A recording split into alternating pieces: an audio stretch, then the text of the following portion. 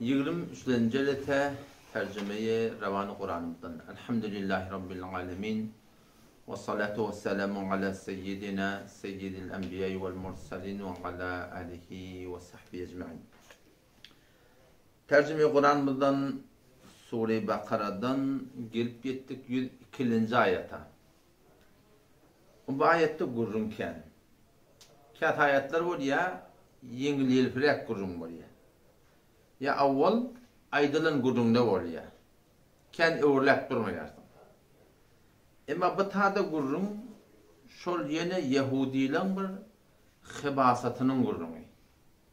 Cuhutlan bir telekeliğinin gurrunu. Geçenki celetede onun telekeliklerden aydılık geçirdi. Şimdi ondan merde bula şüphet aldılar. Diyaneti ki benam İslam yılttır, Kur'an yılttır, sonra nemsallar şüphet aldılar. Geçenki ceretede şu şüphen bir yere geçti. Vakti ki Rabbimiz Allah Tebarek ve Teala Kur'an bir kelami ki musaddiqan lima beyne yedeyye minet Tevrat dedi. Yani Kur'an tasdik kunende, kabul kunende Tevrat'ı dedi. Ne mesela hakkında? Tevhidin hakkında. Ne kadar mesailin hakkında? Tevrat bilen Kur'an hem kaniti var.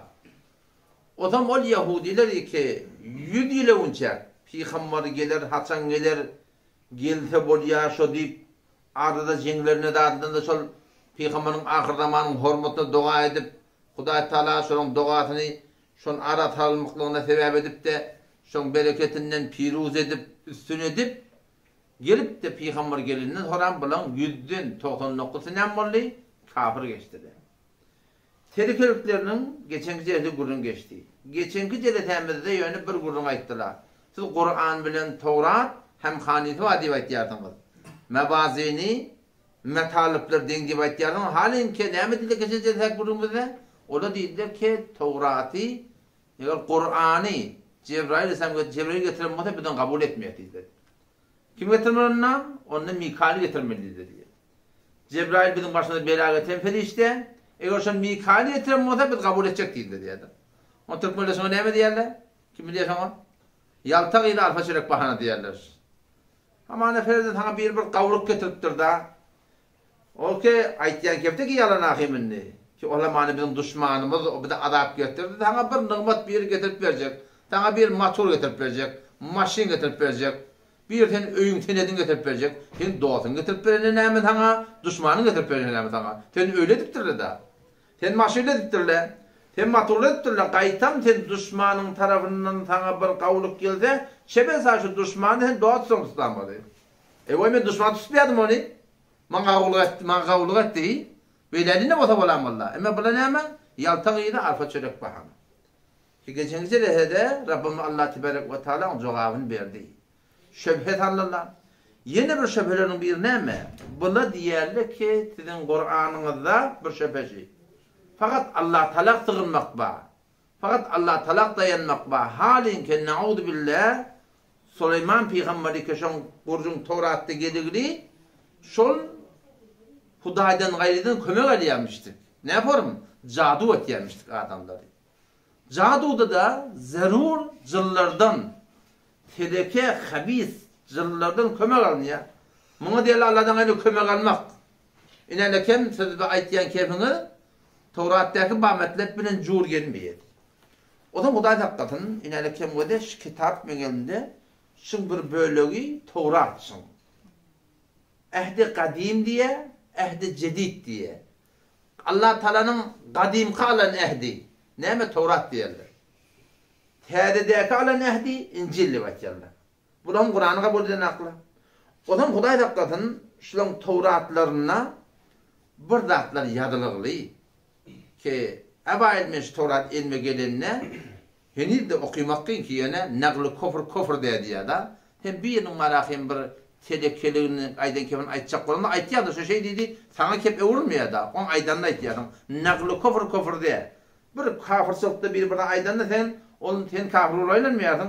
O zaman şu da sen okuyup verme oluyor. Onun şu Tevratlarına ki şu kunna ol billahi şu Hudayın kelam diye koyupturlar. Bir zatlar var asıl yekelikte şunu doğduğunu getirip okuymak kıyın hevalen. İnanki bir bölüm okuyup benim o da evveli padişahın niye? 11. bölümünde illete doğuşadan Süleyman az Huda deyip koyupturlar. Süleyman peygamber neyme direktli Hudaydan daşarlı. Süleyman padişah be gayrez doktoru Firavun dil be zananı diğer nizbestittir. Firavun'un gıyından başka da yürek bağlan gıyları var deyiptir. O berhalaf desturu Hudabend zananiye serzemin hay kavm hay botperest mande Muab, Amun, Edum falan falanın ötelerini aldı diye. Allah tadım ken kaytardı diye. Başka kavimlerden hediyeler botperestleri hediye aldı diye. Kime bana ben İsrail botperestliğe çekan bakın.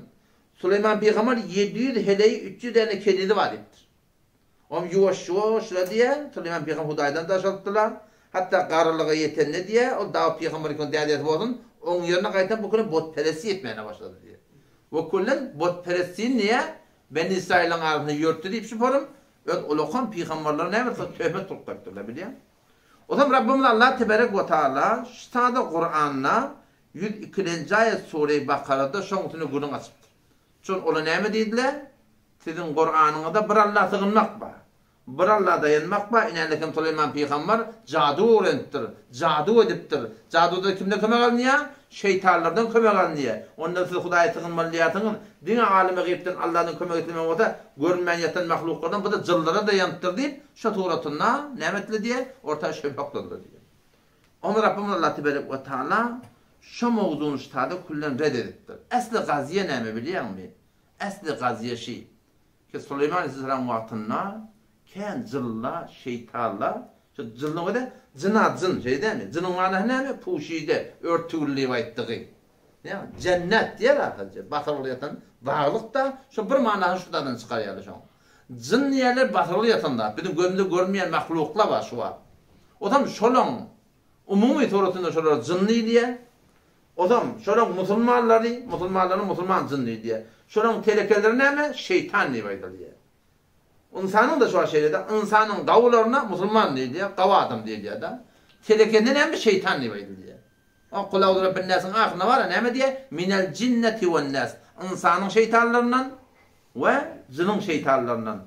İnsanın şeytanları ki yüreğin gösüz etiye diye, cinin şeytanları ki yüreğin gösüz etiye. Göde görünmeyen duran mahluklar var biliyor musun? Ve kedalike cealna li kulli nebiyyin. Şüpherim Allah Teala etiye biz her bir peygambere düşman eylendirdik. Min şeyatinil insi vel cin. İnsanların şeytanlarının, cinin şeytanlarından diye. İnsanın şeytanları kim? Şu kullun din diyete ebberen adamı Huda deneme diye şeytan nivayet diye. Şeytanın en mana değil, ba'u dedi. Allah'ın rahmetinden daş roluna değil diye. Şimdi bilemeyiz yanarım. O zaman şu da manna cadugeri ken revaç tefittir. Şu cıllan utundan, teleki şeytanlan utundan. Ama Hazreti Süleyman Aleyhisselam böyle görüyor, böyle adamlıkını gumrah et diyorlar, yolunu çıkarıyorlar, yok et diyorlar. Hatta şöyle mucize bilen yankı cadun farkını bilmektirler adamlar.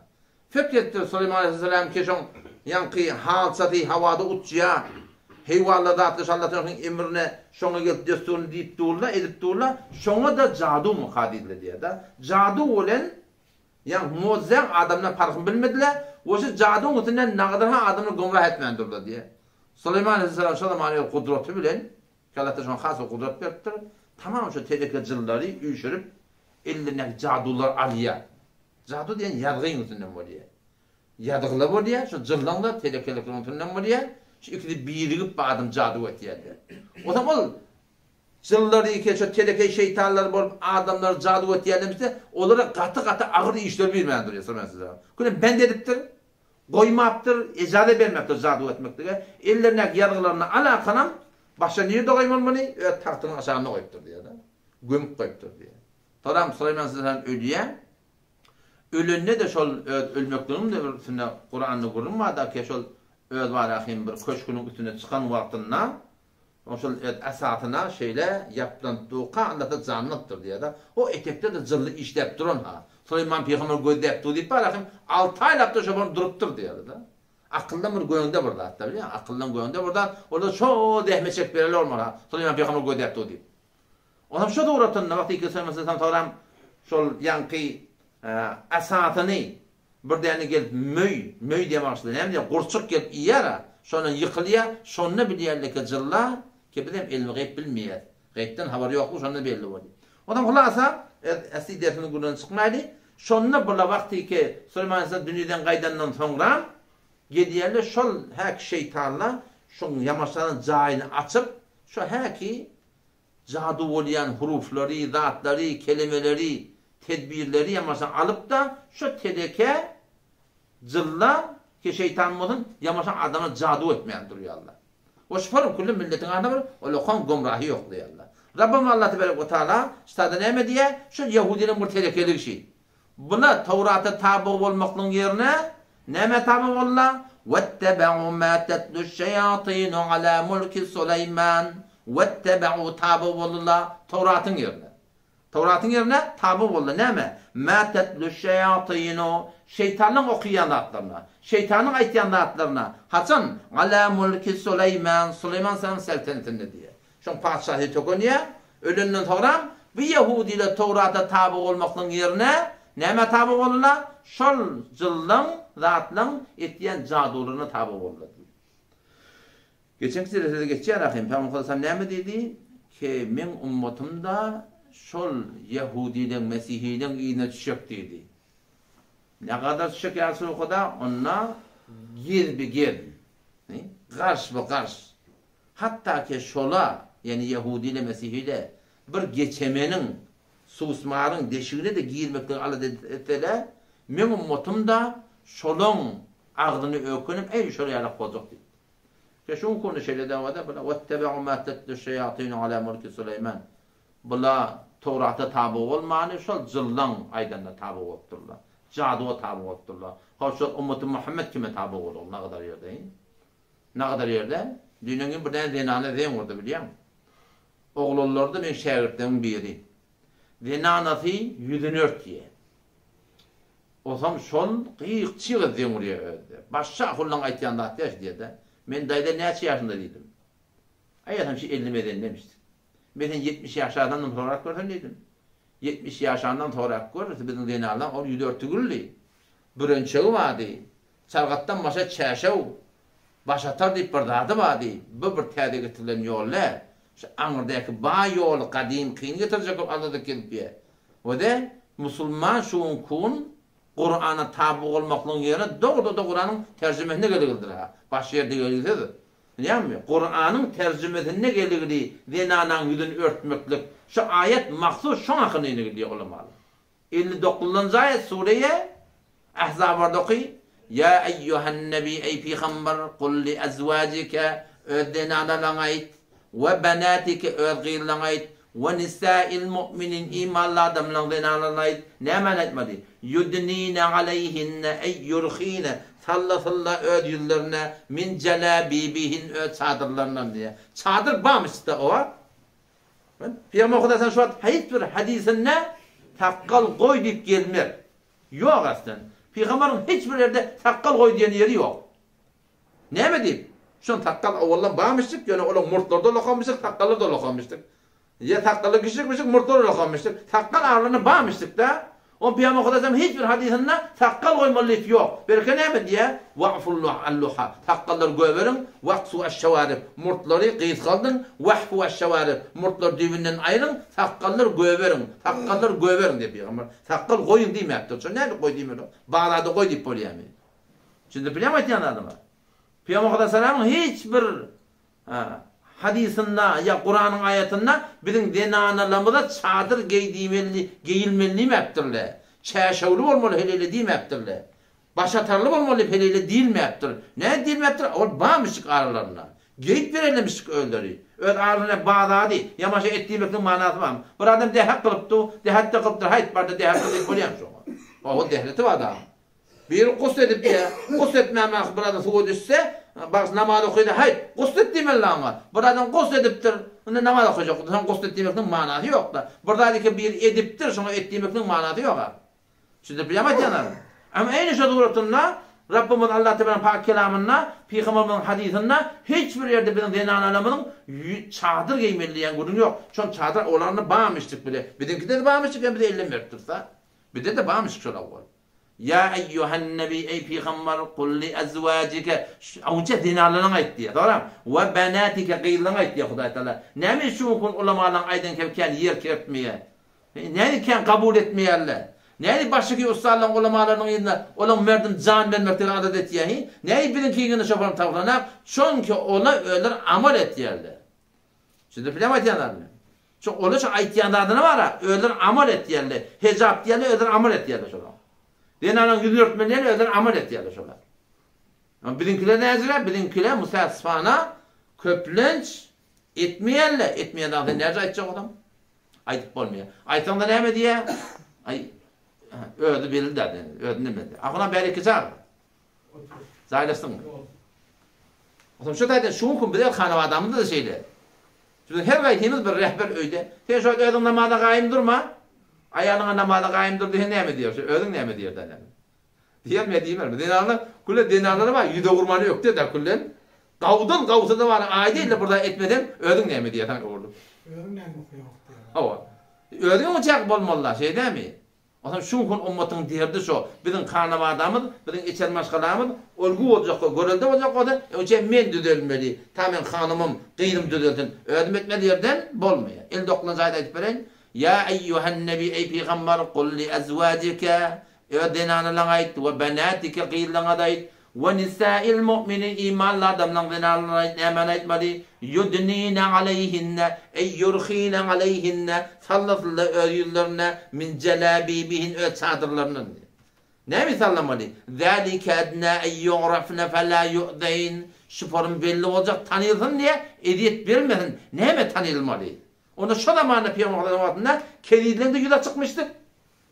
Azat, helinin de yüze çıkmıştık. Allah Teala hükmetti diye onlara kenir imanı yok. Siz imanlı denanı, hor denanı, siz yüzünüze sallan, şıbır alamet bozun, kenirle başla, azat heliyle başla. O münafıkla Medine'de yankı azat heliyle kıyafeti belli de onun yüze çıkmadan da yüze çık. Haydi kenirleri belli diye de. O bana ne beydiğine, bu ben kenir mi kadiydim diyen ha. Birini metele oklayarlar. Birini yine burada atlayarlar helelere münafıklar. O zaman ondan bana ne beydiyen o mekeniz mi kadiydim diyen ha. Allah Tebarek ve Teala keniz bilen azat heleylen eneti atası doğunu belli heleylen farkını belli etmeden için ne mi diptir? Ne mi diptir? Yudinine aleyhinne min celabibihin. Çadırlarına buna yüzlerine sallarlar diye. Yüzü örtülü olsun diptirler. Oğlum ne mi? Derdi ki yu'rafne fe la yu'deyn. Belli olacak ha azat heley edip verilmer diye Huday Teala biliyor musun?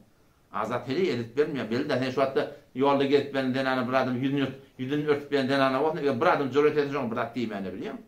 Şu daşından öyle çekiliyor da adam. Şunlar kardeşler ölmeyene tiyarın bir yeri olmalı diye biliyor musun? Onun şun kun ümmeti Muhammed sallallahu aleyhi ve sellem kıyınlanakta bilenekin bir Yahudiyle Tevrat'a tabi olmanı kime tabi olturlar? Şeytanlarına yönetiştirler. Bilen şun kun ılımsızlıktan, bilimsizlikten kim yönetiştirler? Yahudiyle yönetiştirler. Mesih'iyle yönetiştirler. Diyen oraya öde denana, namaz okuyan denana, şayet hazada gidecek olsun, doğruca gelininin yüzünü örtünü muhalif. Doğruca Kur'an'da geliyor. O takdir kimde? Takdir kimde?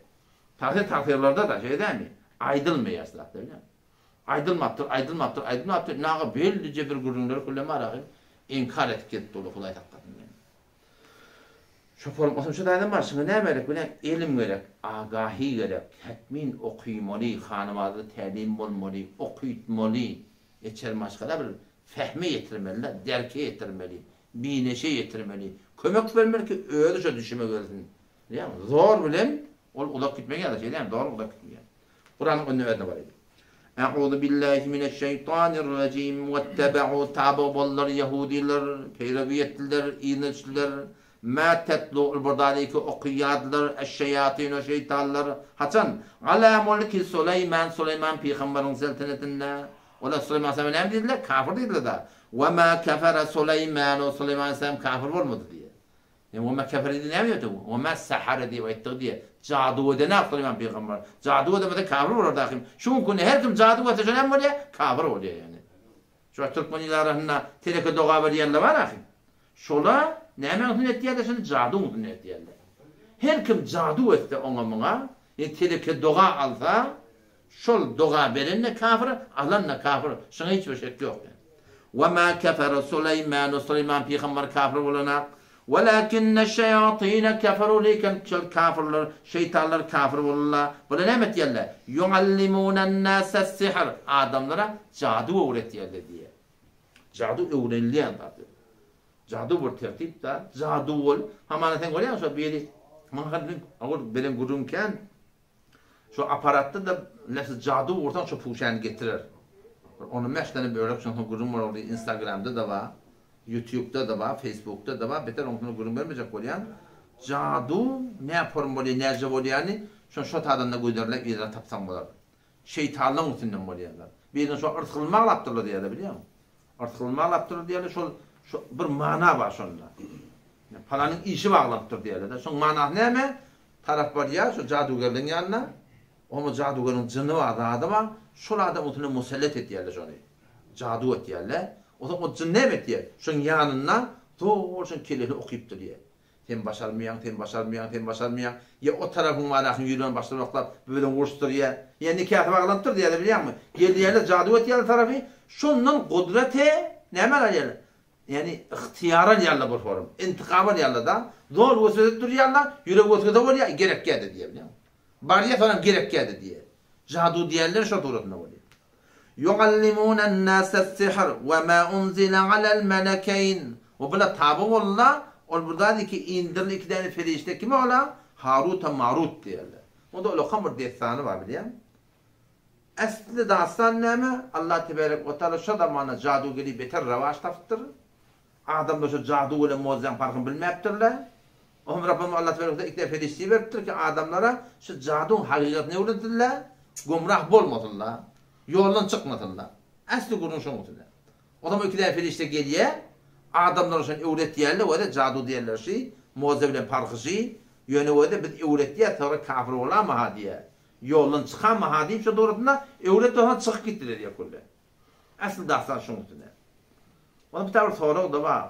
Allah Teala adamın hidayetinin için hemişe adamı veriyor da şey değil mi? Bir tane de ferişte veriptir onunla. Oğluma cevap veriyor ki cadu bir teleke de kololuk derekli. Bunun da bir arası işte peygamberçilik. Arası işi peygambere verdiği hidayet şeyle. Şu bir khas bir teleke de öğretmeklik ki hakikat şeyle böyle peygamber layık olmadığı derekli bunun ferişteleri veriptir diye de. İki tane ferişte geliyor. Öğretiyorlar. Şu doğrultuda ne mi diye çıkıp gidiyor. Ama işte hadi bir destan ayetiyorlar sen biliyor musun? Şu Harut'a Marut'un hakkında şu hakkında bir destan ayetiyorlar. İki tane ferişte. O bir destanı kendi kitaplarda da gelip duruyor dedi. Oradan hadisi kitaplarda da gelip duruyor. Hadisin anlatın yerden gitti. Beni İsrailiyat diye Kâbe Ahbar radıyallahu anh sahabalan biri şu Tevrat'tan da attı naklediptir. İki tane ferişte şu destan ki vakiyeti yok şu. Türkmenlerin ayetiyen ahullu da var. Tahkik etmeyen ayetiyalı da doğru değil şu. İki tane ferişte bu da Huday Teala arz eden şekilde ya Rabbi Allah sen bendelerin şunun günahkar oluyor da oluyor. Bir de şunun yerine olsa günahkar olmaz. Huday Teala da ayette yok. Şunun vücuduna Bağdat size de verildi. Nefs koyuldu vücudunuzda, şehvet koyuldu vücudunuzda. Siz de şey dersiniz onu yok. Bir etmiyor ya Rabbi Allah. Onun şola imtihan mı diyorlar orayı ettiyen mi etmeyen. Onun burada şu adamdan vücudunda nefs var da. İçer bizim hüviyetimiz oluşarak baştaki mesaide bizim hüviyetimiz oluyor. Şu doğrultuda böyle geliyenler adamlar şu yani cadun hayatını öğretmeden süreyim. Adam şu arada bir avudan denana gelen şekilde cadun hayatını bize öğretti. Onu da şey öğretecek yani öğretecek sonra yanka ferifte olup yanka denana gevulleri gidip şu doğrultuda ona şu öteleke arda haline ihtiyarlı yankala. Ciddiyetanın sine geliyorlar. O zaman o da şeyle o cevabı hemen adamim mi? Adamimi öldürmeden mi başlayacak ediptir. Adamın kuryalı öldürüyorlar o zaman. Başa ne göre onunla? Başa yine bir takaza ettilerler bunlardan. Ki şeyle men botum mu diye hava. Şu botu diye secde ettiğiniz diye. Otam diye. Onu da secde ettilerler. Başa ne mi? Onu da siz diye şu asmana gittiğiniz ne yapalım gittiğiniz diye. Şunu bana öğredim diye. O zaman ben niye size teyyat tayin ettim diye de. O zaman şundan bizim öğrenen bizim ismi azet edip bir tane atma. Biz şunu okuyalım da rahatça atmanı çıkıyor. Neymiş o? Falan değil bana öğrettiler diye. Bu da okuyalım çıkıp giden şekilde. Şu buradan yıldız var ama. Zuhal var, Zuhre var biliyor musun? Şu Zuhre diyen yıldız şol denanı diye etiyorlar da. Hop bula kalındı. Nefsine büyür bilmeyeni Adem öldüren bula bolli. Bot perestiyeden bula bolli. fahşa münkerata mubtala bolacak bolan bula bolly. Inne Hudaý tarapyna azhar etdir ya Rabbi Allah. Bir de şey etdik. Sen aýtýanyň hakmyşdyk. Bendene günäkär bolýar. Şu forma ýagdaý barmyşdyk. Biz de taklap bilmedik. Ya Rabbi Allah biziň adamyz kıyamata goýma. Biziň adamyz şu dünýede berdikdir diye. Odam şu Babil ya bu Babil'deki Babil serwer bu da ol angarda ol näme Şam, Suriye, Şabakan, Kadima Nemrud'un şäherlerde Babil yani. Şu taada otam bulary destany gelişine göre bir guýyk başaşak aspyň şekilde. Hudaý tebarek we taala ta kıyamet çeni şoban alap berjek diye dedi. Şu bir destan ne kadar kitaplarda gelip duruyor yani kıyın hakkı destan var ahim. Yani İsrailiyatın üstüne bir de burada geldi. İsrailiyattan burada geldi 3 tane ýagdaý var şu taada. Eğer Kur'an hadise ters gelse kullen kabul etmeýär. Kur'an hadise muvafık gelse kabul etýär. Kâda atlaba Kur'an hadise aýtmapdyr, durýar ştada. Ne şaýdlayan destan Kur'an hadise ters yani. Kur'an'ın özünde Hudaý Taala näme la ya'sunallaha ma amarahum. Ferişteler nafermani etmeýärler buyruğuna. Näme diýen şonu etýärler diýär. Hiç Hudaý Taala aýdandan çykmaýarlar. Odan bula gelipdi wala Hudaý Taala başça burada diýmeklik. Ondan sonra o adama tan yarılacak bolanda da şu taada ardıhan edip aýtdahym ola. Şeýle bir kan nöker falan eder diýip.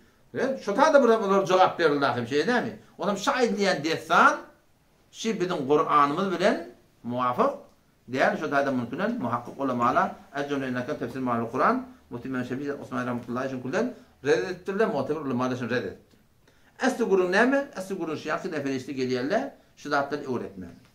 وَمَا أُنْزِلَ عَلَى الْمَلَكَيْنِ وَمَا أُنْزِلَ Yahudiler perviyettiler, tabi bollar, olbadaki indirli alel melekeyn şu iki tane ferişte bi Babil'e Babil'le Harut ve Marut kime? Harut ve Marut iki tane ferişte indirilen yapma bula Tevrat'a tabi olmani şuna indirilen malahim ilmi cadun şöyle öğretildi da millete öğretsinler gomrahiye gidemesinler bula şol caduğa tabi oldu diye Hudaý Taala. O ham olyan ferişteler her kimi öğretillerine aydarlamış. وَمَا يُعَلِّمَانِ مِنْ أَحَدٍ hiçbir adama şol cadun öğretmeliler şu iki tane ferişte hatta yaqula ta ki şoň aýdardylar falany wede biz sana öğretjek emma innema nahnu fitne biz sana azmaýyş fala tekfur kafir bolama bir de fakat geldik şu haýygatyny öğretmeden çürüýün siz arlantyňyz jadu başa burada bu başa burada bu gumrahyňky bu şeytanlaryň bolýar ol Hudaý tarapdan bolýanlar şoňa arlanaman ha näme fala tekfur Allah şu onda kafir bolama. O zaman bunlar öğrenirlermiş o zaman. فَيَتَعَلَّمُونَ مِنْهُمَا İnsan hıyanet ettiler da. Yahudiler sana hem de hıyanet ettiler. Bir haykati öğrenirler. Şu öğrenip de ne ettiler? İyiden tereke yadırırlar. Şun konuda İslami taydan hemen o cadu ettiler var. Sen gittiğin cadunu öğreniyor. Şunlara karşı durmadan süreyim. Şuna icada var. Şimdi biliyor musun? Cadun öbür ölüm de. Cadun şu mikropyalık, virüsyalık, dava dermanlara ko täsir gozardy açy. Şu forum şu bir ilim şu. Onu şol öwrenýär näme üçin? Jadu eden adamdan jaduny bolmadan üçin. Şolun öýünü yıkmadan üçin. Şonu üçin öwrenen irade ýok. Emma bula näme diýär? Hıyanet etýärler, öwrenýärler, öwrenip izine näme etýärler? Telekeçilige oni şu forum mesef etýärler. Feyeteallamuna minhuma pesşol öwrenler şu Yahudiler minhuma şu ikferişden näme ma yufarriquna bihi bardalike juda yoqlayatli bihi şu jadu bolan şol bilen beynel mer'i ve zawjihi erkek bunu helen aradı. Erkek bunu helen aradı kullen juda etdi diye de jadu bolan. Jadu bolan juda etdi. Yank ne oturdu yank kaydanım. Tereke jadugarların yanına bar ya. Şu jadu tereke diyor. Şu jadugarların yanına bar ya. O zaman ol jadu etdi tarafın erkeğini. Zını veriyor şoňtine. Musallat bolýar tarafa. Odan şu jın dor kelleni okyp duruyor. Dor yüreğini burada atları oklap duruyor da. Bunu hayatın ne etdi? Şu duratında ödün taklap bilmeni oradan malakın tarafın 3 tane ayarlamamıştık. Üçüdün de bir gece tarak verdi diyor. Sonra bir ağlaptı diyor diye. Mağmulevi men bilemek nemeden mi? Necep olan mı? Birden üstüne tarak verdi diyor. Hele erken ağrı nemet yerle. Cuda et yerle cadu olan. Şu parmur teleke da diyor. Mevlana Bedri Hamidullah tefsirini aytdı. Mevlana Sindi rahmetullahi tefsirini ya kitabını getiripdir diye da bir Hindistan'da biri qati cadutu ötkür olmalı.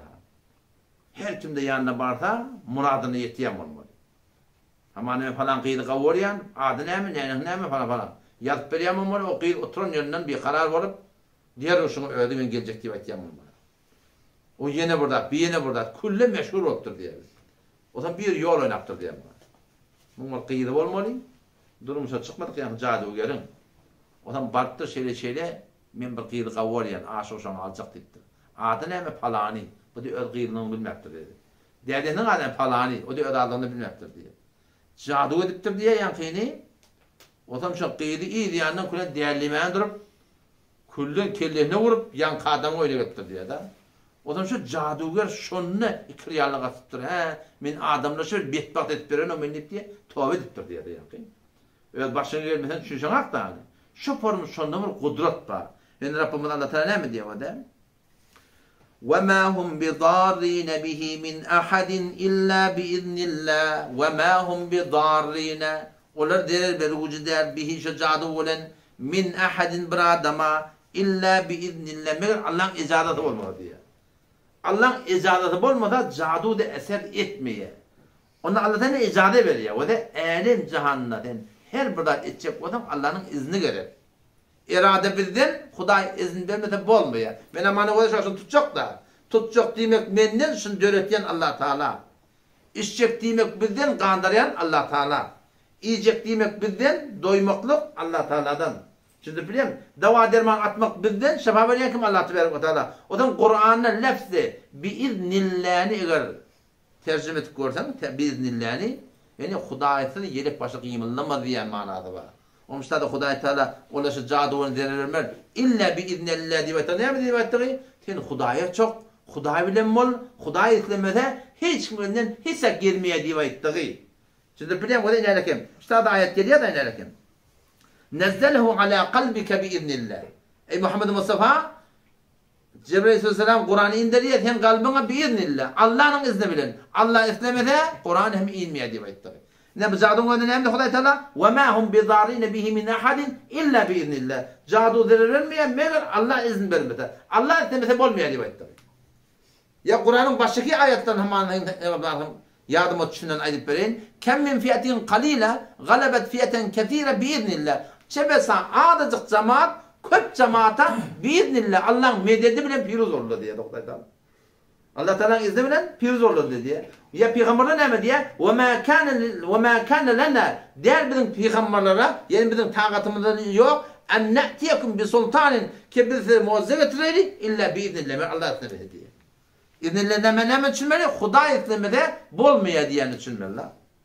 Baştaki ayette yardımcısı. Ve ma kana li nefsin en temuta illa biiznillah. Hiçbir adamın can çıkmaya, ölüm başına gelmeye illa biiznillah. Mer Huday istemede diye. İznillah ne mana ne düşünmeli? Mun düşünmeliler Huday istemede biz cadı olmayak. Onun men başıma cadı gelende Huday bana şu cadı ediptir deyip yok mun düşünmeliler. Belki Huday istemede hiç kim bir cadı edip başarmıyor düşünmeli. Sizler bilmez yanlarını. Biiznillah'ın mana ne mi? Biiznillah'ın manası ki Huday istemede, Huday icazet vermese, Huday tevfik vermese, Huday antat etmese hiç bir zattan güvene çekmeliler. Hamane ferezen. Yani Kur'an ne mi dedi? Ve ma kana li nefsin en temut illa biiznillah. Her kim ölüm başına gelecek olsa izni Allah verek dedi de şey değil mi? Falanı sen öldürür mü ya da? Hop ne mi oldu? Öldürür mü daha? Sen kime çok yardım? Huday'a çok yardım da. Huday istemese öldürüp başarıyor mu? Başarmıyor biliyor musun? En şu doğrultunda cadu da biz bir korkulan bilen yeni burada demir eğer bir Huday'a çok okuymalı duaları okuyup okuymalı ayetler okuyup hiç zaten korkup vermeliler. Huday istemese bolyan da yok yani. Yani ne biliyor musun? Yer içeride ne muhimrak diye İbn-i Kayyum rahmetullahi aleyh şu duaları paybent olmalı. Erti namazdan dua var, akşam namazdan dua var, ayak yolun duası var, hammamın duası var. Yatı oturumun duası var biliyor musun? Şu duaları ki ortada var, şunlara biz paybent bolup daim durduk, mün buradan cadı edasın. Hiç bolcak iş yok inşallah. O şun hakkında şu benim gururum vardı şu zamanla şu zaten beter kânelikli biliyor musun? Beter kânelikli. Onun şu taydan şunu özümüz qoruymaklık gerek. Dua salahul mu'min. Yalvarmaklık Hudaydan imanlardan yaragda. Sen yaraglardan yanına varıp bolyan mı? Bolmuyor. O bir destan ökrakçıya da aytdım abi. Bir cın çıkaryan çünkü cınlı adam içine girer ya da ne kadarlar var ya cınlı daşını idet veriyor. Olu bile kenara gelmek yakkavi. İçine gidin ne kıyım oluyor. Şu ne var oğlum da men falan bolýan, garabatalak bolýar. Şu garabatalak daşdaky jyn şo. Onu rahatça ýeňden bolýar. Kur'an bilen entek ýeňden bolýar. Emma içine girenine gym bolýar tarapym. İçine girenine gym bolýar. On bir şeyhin ýanyna men bir darsan okuydylar. Şeyh bar ya bir ýerine okymany durýar. Tarap wujuduna jyn girdi. Tarap wujuduna jyn girdi. O zaman okuyor, o da vurnuyor da içinde. Cınsıl adamın içinde vurnuyor. İki maşamlarına danyarlar, onun için kıyıqırıp, çiğırıp, onun ahırı çıkacak mı ya çıkacak ya mı öldürer neyiptir da. Onun içindeki cın ne mi diye ama? Cenab-ı Şeyh diye, sen beni öldürecek diye baytiyan diye, beni iblisin ihtiyarına diye. Beni iblisin ihtiyarına deyiptir. Sen beni çıkmadan öldürecek diye baytiyan. Çıktım da deyiptir, iblis beni öldürüyor deyiptir. İkilaptan ölüm ben ne mi deyin diye lan. Ama şeyh yol oynaptır ona. İşi yok deyiptir. Sen bunun imanına çık deyiptir, benim imanıma girer deyiptir. Ben iblis öldüm burada eder niye vurun ettir da. Ama yakın imanına çıkan kanam, o denanı okuya erkek günü azat bolýar da. Bunun içine girecek bolýar ya okuydan şeyhin kıyıqırıp çiğirip tu diýapdyn. Diye diye. Näme? Menin içime girip bilemek deyiptir. Näme diýip günü gorygyly baytdy diye. Sen gorygyly dualy bilen Ayatul Kürsi bilen, Bismillahirrahmanirrahim la yadurru bilen, la havle ve la kuvvete illa bilen, sen gorygyly. Indi men näme dedim? Muňa imandan çykdym deyipdir. Mundakany çüfledim, bu da deyip gülen gorygyly deyipdir. Muň sene girip bilemek, sen sene girip bilemek. Indi men näme dedim deyipdi. O da şeyh atat deyipdi. Sen näme okuýan okuy deyipdir. Şeytandan edilecek iş ýokdur deyipdi. Şimdi bilem, o zaman şu taýda inşallah şu dualara paýbendi gerek. Şu aýaklara gelýär, aýaklara gelende bismillah diýmeden adından jyllama. Şöyle erkek keleğin gabat yerine oynayarlar diye. Peygamber hesap ettirsin. Hammama girmeden yaman zıllar var içinde. Adam Hudaya tanımdan hiç ellerinden gelecek iş yok biliyor musun? O zaman şu dualar var. Davat-ı mesnun var, sünnet duaları zarur sonra paybendi etmek gerek. Namazda okunan Ayatul Kürsi, Peygamber sen ne mi diye? Ölümden mesela derman diyor. Ölümden meseladan derman diyor. O zaman şu şey tek hiçbir hakkı yok. O zaman o da ve ma hum bidarrine diğer derler buji bihi şecadu ve min ahadin birna illa biiznillah. Allah'ın izni bilen näme? Allah etmese bolmaýardan boldy da adam. Negaban şo da hawa şol. Eş formulada wada bir olukon karxanada biz hemece işlep berem bolak. Olukon karxanada fabrikada biz hemece işlep ber. On kaptanın falany näme diye o birine menden çıkardarın diye. Sen kim bilen dost? O reisi karxana bilen dost. Şoň aýdy kim näme dedi? O mesele okdy. Aňryň beýşin ne çıkaran hameden diye. Şu ol aýdyp duran adamça sahip karxana bilen dost. O aýtdy, bu kaptandan geçýär bilen. Bar elinden ayağında näme ayağıma deyipdi da. Bilem şu bolun bilatesi Allah Celle Celaluhu hemme zatın ýeri bile gör şo bilen bozak, şoňa çoksak, şoňa dua edip ýalvardak bar. Men burada jadu etjek bolardylar. İnşallah nejat da bar. Eger arda jadu bolýar, birda etýär bilýärmi? Şu awwal kutahilimi direkdi bolýar. Awwal kutahildir. Dualar dağlara şat edip. Ha. On bilen emetlen gelýärler şol ýanky derer bejekady öwrenýärler. Ve yeteallamuna ma yadurruhum öwrenýärler ýanky Yahudiler ve yeteallamuna öwrentirler näme ma yadurruhum badaky şol derer berýär ve la yenfa'uhum peyda berenak dedi. Ve yeteallamuna öwrenýärler ma yadurruhum badaky şol derer berýär. Peyda bermeýän adam öwrentirler. O zaman ulamalar näme garasları وَلَقَدْ عَلِمُوا قَهْتًا بِلِّلَّهِ şolan ulamaları Yahudi mollaları bilipdirler. Nämen bilipdirler? Limen işterahu. Böyle. Yanlış okumayın. وَلَقَدْ عَلِمُوا قَهْتًا şol Yahudilerin ulamaları mollaları bilirdi. Lemen işterahu. Her kimi ki şol cadunu ihtiyar etse ma lehu yok şol için fil ahirete kıyamet günü min halak. Hiçbir nesibi yok diyor. Her kimi şu konu aramızda şu porxallan yanına var, ona bettoğa da şol adamın kafirliğine imanı geçirdiğinde hiçbir şek yok. Kim aytıyor Kur'an'da diyor. Ma lehu fil ahireti min halak. Kıyamette hiç ona nasip yok diyor. Hudaý hakka. Ve lebi'se ma şerav bihi enfusahum ve lebi'se ma nebla teleke şerav bihi sattılar şu bilen enfusahum öz vücutlarını. Öz vücutlarının payı näme cennetti.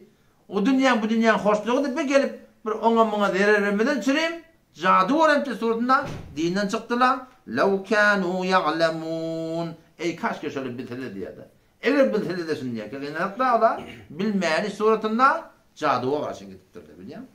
Beşirutine kime var? Zaten Hudaý hakikaten yani adam şicri bir yerine yamallığı olmalı ki gelip jadu etmeli biliyor musun?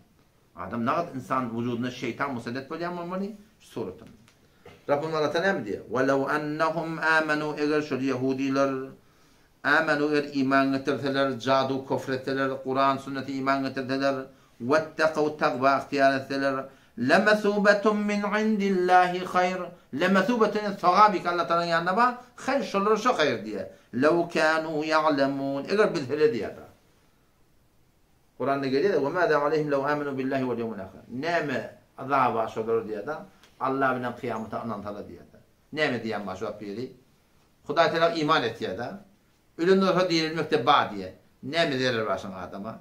Hafta şu dünyada yaşamallah şey değil mi? Yaşamanı neme gerek? Kanun gerek. Yer içer yatar turur nike amri beri mamula maaşır tabi düdüğüne gerek. İslam'dan kavduduğun var. İslam'dan kavduduğun yok da. Yani Allah korusun adam şeytanı uğra gitmektedir. İrnek ayette sebebi nuzulu var. Bir Rabbimiz Allah Tebarek ve Teala tada sahabalar la tekulu ra'ina deyiptir da. Ra'ina deyip aytmam diye. Ra'ina diyenin manası ne mi? Biz ra'ayet ettiği ayttığı. Ne ra'ayet ettiği ayttığı Allah Kuday'da ra'ayet etmediği ayttığı da. La tekulu ra'ina. Ra'ina deyip ya Resulullah biz ra'ayet ettiği aytma ve kulundur ne bize bizim halımızı gösterdiği ayttığı Kuday Teala. Ne bilen söyleyeyim? Şun ra'ina diyen kelime Arabi dille biz ra'ayet ettiği ayttığı. Bunda ayıp yok. Ama Yahudiler varmış münafık. Zahiren Müslüman Peygamber'in cedesine geliyorlar. O zaman şunun diline ra'ina diye aytadamıştık ola. Hem bizim çobanımız diye ayttığı. Biraz kesse veriyorlar kafirler. Ya ra'ina olan kelime olan dillerine var lakin samsık nadan diye ayttığı. Ru'unetten geliyor. O zaman böyle yankı münafık Müslüman Yahudiler o öye varana cak-caklaş kurşuyarlar ha. Ay acap boladı. Avval izinden teviyadık, şimdi yüzüne teviyat diyorlar. Adam size ters meslek olmalı. Ecip burada hatırlamıyor musun? 100 yıl önce gödeşpeyle peygamber gelecekti. Yani başta da ettim ha. Doğat gidip yerler, dağıt gidip yerler. Girdi bunu yedik gidip yerler. Gelene sonra şu an kahrol düşman oluyorlar. Şimdi ne manası var? Allah koruysun nefsin uğruna gitmeden yaman da olmalı ha. Yani yaman da olmalı kişiler. Lep 100 yıl önce göçkürenler inkar etti. O zaman buna vakti köşe kelimeden su ispat ettiler.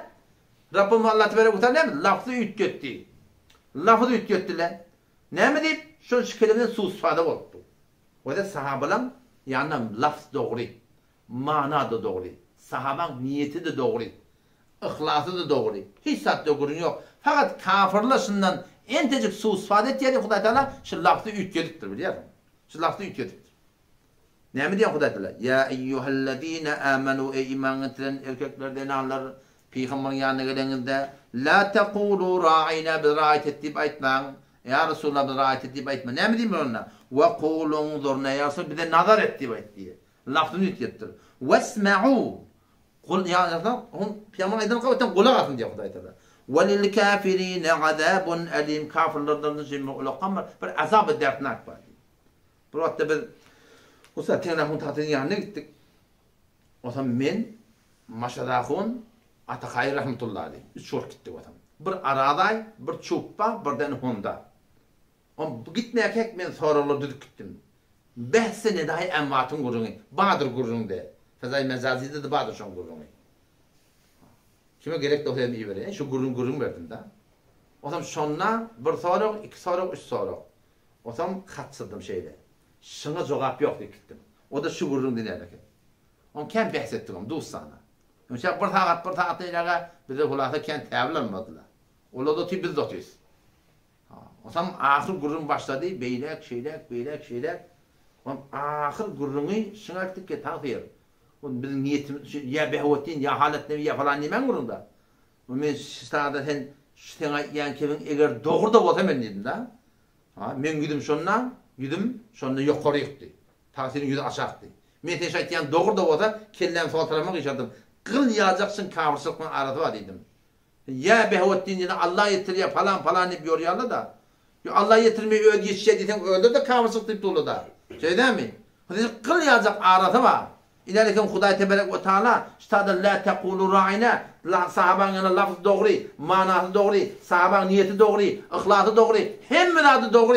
Şu gelip şu dost doğru oturun adı kafirlerin yanına şundan su isfada bolýar derdi. Huday Teala şey diýme diýipdi. Bu ki doğru imanı kofrun gurrunu. Ne kadar Hanefi mezhebin fetvalarını ter. Şu millete biz aytmasak qawdýan diýdi. An yoşatdan bir de aydamlaq dedi. Men yoşatdan radioda aytýan kimden dedim. Sen radyoda aytýan dedim. O da kän hakip durmady bizde kän. Hakip durmak soran bilýän. Gawulkman çykypdy tar ilimden wöl-wöle diretdiler ki. Näsen Wehhabi gitdir. Ha, kepletmedik. Şu zamanında bir guşy puşy odatly ýok. İr wagtyň gurrunby. O bäde keçik bir wagtmançykly bardy. Şola bilen dert edilýärdi. Bayak çek golum da çoğurlaşmadı. Öyle mümkün yoktu. Şu zamanında şola bardy. Çün bulan men şu irinden todun turdiýany barmada. O ham näde oğlunça dert etýän diýe babaşyn oğlunça dert etmän şey etýärler şuny. Bar behsetýän gawlyk bilen jogap tapana sonra irinden wöl-wöle turdymagyndyr ýa-ni bilýän. Otam şu taýdan öde haýdy bir radi ki şu bir ijara bada, ne? Badady. Sen marahim iri teleka barjak bolanna el çekmeli bolsa, ine Mufti Şebir rahmetullahi aleyh. İşte şu en ayetin üstüne gurun etýär. Näme diýe? Azin ayet. Ayet 104-nji ayet. Ya Sure Bakaran gurun. Ra'inan gurun. Azin ayet in emr istinbat geldi. Ki eger kar caizi beraý digere mecal karhay naziz rabeder. Bu caiz zat ba ehtem boljak. Ýöne şu muhtem millet galatyrkýe düşýär. An hem najaiz qahatçy. O da dogry bolmaýar. Manan din ki alemi emri caizi encam der. Bir alim ma näme diýeni bilýär. Ama şonu etse millet ona ýanyna ora etjek ki teleka barjakda. Amma azan jaman esas şebat ki cahilen ve nadanan azan der iştaba karar girdi. Karhay nacaiz encami dehen pes in emr caiz der haqqu memnu ve nacaiz qaşır. Şu ahunu şunu etmeliler gittir dedim biliyor musun? Şimdi biliyor musun? Bu şeriatı caiz zat mı? Şu caiz zatı sen ettin, sen ahun ol etiyordun, millet kadar Türkiye düşecek. Sen çarşun biliyordun, millet kadar Türkiye düşecek. Şu caiz zat bana da ne mi oluyor? Nacaiz oluyor şu deyip. Ama meşhur beyan ki encaman ezroişe zarur ne budur? Bu sidatlı bağda ağa. Sen hepin etmeli, millet kadar Türkiye düşecek. Düşsün. Haman dinanın yüzünü örtmeli. Millet diye değilsin. Müşkül yok diye değil. Şunlar hepin etmeli hatta. Hemen burada etsen adamı etmesen etmeliler. İrinden mesaj getiriyor o da. Ve yekiz edelleyen hadis ses ki Resul Hudaysam nesbet bir temin Beytullah etti diye da. Bir hadis var. Peygamber Mekke'nin tane fethedene Mekke'nin duran yağdayı şu an İbrahim Aleyhisselam'ın talan yağdayından sonra şu zamanla kafını ülkediptirler. İbrahim Aleyhisselam talan Kabe'de 2 tane kapı varmıştık. Kapıda eteklemiştik. O da olokonmuştuk. O kaptan ayrıp duran hatim var. O da çarşıvun için demiştik. Bunlar pulları yetmeyen oda kur destanı var. Peygamber Aleyhisselam'daki Mekke'nin fethedip alanına şunu görüp ya Ayşe deyip diye bitir gavuryan şunu Mekke'ni bolayın. Önkü İbrahim'i halatında men şunu tarayın. Yöne ya Ayşe de deyip diye men korkuyan sen qawmun täze musulman bolanlarından şimen edeni işim görüp de dininden evurlamadılar deyipdir biliyor musun? Men şu tani etmeýär şunu deyip. Dikkat etýärmi? Bir mustahabi şun iri teleka barjak deyip näme etdiler biliyor Peygamber terk etti biliyor musun? Indi yan feza mezade döreden gurulma ama da yan feza mezaden ki. İnke wede men gabrın yanına varayım. O da täze welilik de çym bolsun, näse pargat weli bolsun diýdi. Ey falany sen bana dua edewer diýmeklik Allah bilen kasam ne Kur'an'da şuna delil var, ne hadisde şuna delil var. Delil yok şuna. Fakat Peygamber sen hakkında var. Muňa hiç gurun ýokdan. Peygamber hakkında ol aýtdylar, icmaî mesele. Peygamberden yan gabrın yanına barýardyň. Muňa hakkında aýaty Kur'an'da var, hadisde de bar şey. Icmaî mesele. Kullu ummatına icma ediptir. Onun başka hiçbir ölüm hakkında, ne sahaba hakkında, ne tabi'in hakkında, hiç kim hakkında ne Kur'an'da delil var, ne hadise delil var. Aslında delil yok şuna. Bunu nereden çıkarıp durulanlar? Bazen ulamalar öyle eşdiyem ha o eşdiye. O şu Mesutcan eşdiyor da Mesutcan bana dua ediyor desem ayıp var mı? O öyle eşdiyem olsa onunla şuna kıyas edip ay sen ölüp eten adam bana da dua ediyor demektik şey. Delil yok şuna. Halaf sünnet de Sen o zaman batı halaf sünnet zat. Okey, o da ya mustahab zat teleka barjak wada etmeliler ol değil mi? Bu kesen öyle halaf sünnet zat. Sünnette yok zat. Teferrüt ettir bazı ulamalar. Hamanı 100 tane alim 98'i bir kaptılar. Doğru dedikti. 2 de var doğru dediktir. Şu ikini şu 98'e kurban etmeli mi? Täze o da var ahim. Şeriatta yok zat öyle. İyi teleka barjak zat biliyor musun? Adam şu da yanlış ol. O da darlifler gitti ahim. Om şu tadı bulan ulukhan alayan iradine mi? Sen Ha, näme? Men baba şu doğurdatdy falan. O sen tawbat etmedin mi? Kitaptan kökürdüm, o uğurlu da. O Muhammed Can'ın berkan münazarasında da adına olaydı, yanlışlık olukamır. Guruna saldım. Yo men ardılıktan için ettim, falan ettim diye da. Men baba sen iyiydi men şirket ya adamlar diyen ama. O son alıp götürdüler ha. O şu takta baramda şu savutiyle bağırdı. Kulağın şu savutiyle. O sen inmige diye derbazı şirke bazı bir konu diye da. Men şu hatta ihtiyan hanga dedim. Farsiden ne Türkmen'deydi. İşte derbazı şirket ya da şular. O zaman metal oldum. Hala lekem dedim falan dedim. Karısı uçur oğlum mu? Şom babasında Musa karısı deyip bir yer var. Doğru oğlan. Musa karısı famili kördü. Şom diye nağına diye Erzeban'ın hedefi dokuyup yer. Eli şu kurun sağın yana ettim mi? Şu savutiyle başı vurdu. Hala lekem karısı uçur oğlan. Şom babasında Musa kördü. Doğru oğlan mu? Şom diye nağına Erzeban'ın hedefi uçurdu okuyor. Diye nağına ökte diye nağından biri ahumulmandı kolay ördü. Yanma diye nağın nağın hayırlı. On şol Musa'nın öyle bana vurun verdi. Belki geleceğin yanına vurun verdi. Şu geldim diye nağına diye. Oğlum şöyle nenem ayrılandan sonra Musa'dan takaz ettim, ben nenem kavrasını ekitsen diye yanına. Bu da nenem gitmekin doğru derim mi, ekidip durmunu. On bardım diye kavrının yanına. On sonra, falan ahunna şey, öllen dileten bol ya, doğat diyeten bu ne, diyeyim mi? Tede on aydan onu evliyan vurun akıyım, nenem vurun derdi ki, şeyden. Ola evliya olsa dileten bol edip de. Şey dipteymiş o. Enenden demedi ki o. Ve de savatlı denana.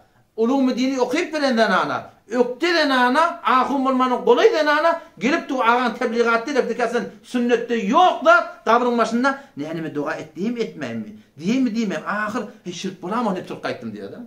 Ben şirkin kafına şey diyen şey diyelim. Şimdi bilemez yanarım. Adam şu gurunda bir beyhut gurunda da bileyim. Beyhut gurunlardan süreyim. Ehl hakkın arasında bir ola kam bir şikaf okladı bileyim. Yani doğru olur igri adar yani. Allah Teala hayretten fereden deydi davada ağa şolun aytyan kepler sat derset doğru deydi. Sat derset doğru ağa. Ama Allah'ın konu yolun çıkıptır. Şola şu falan fezaya mecaziye vurup ehli bidgatın hoşunu getirip onlara toy tutturmak doğrudur. Yine de kulağıda sen şimdi bastırmalı mı da ağan aytyan keplerin hak da oda biliyor musun? Fekine naftada Allah tevfik versin. Cezakumullahu selamun aleyküm ve rahmetullahi ve berekatuhu.